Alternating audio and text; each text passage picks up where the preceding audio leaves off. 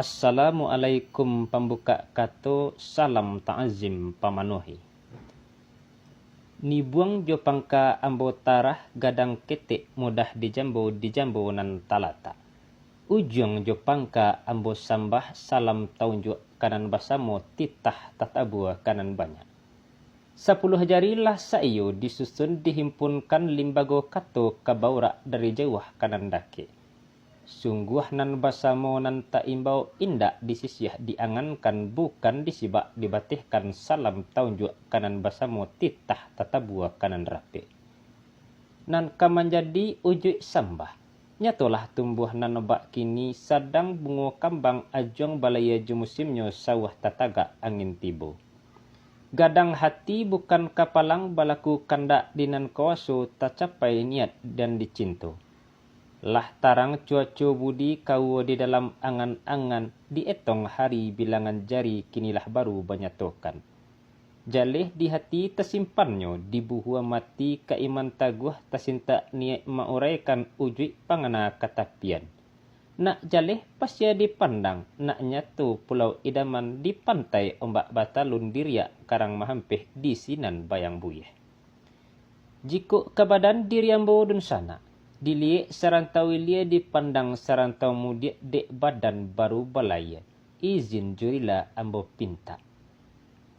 Nyampang kok mului sumbang kato papah dek dun sana jo bicaro tandonyo pengulu saandiku. Dek sabab karano itu. Asa mulu badan kadare dek patuh nangko juo badan sapantun biduk ketek bapataguh iman didado.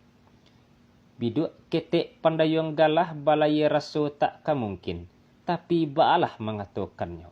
Tagah dek cinto kapulaunan lah lamo niat katapian sajak dahulu. Ado kalonyo ombak tanang angin selesai hujan taduh kabut pun tarang galak bagumam jurumudi. Membawa pasisia jemuatan menuju arah jarum kompas tapi kadang-kadang dun sana. Badai turun lawi manggilo raso kapatah tiang tangah ayalah masuk kaburitan. Mati-matian nan kodohnyo walau kahanyut di labuhan sapihan pandayong kadipakai diulih jotapak tangan. Untungnya mukaswik naknyo sampai.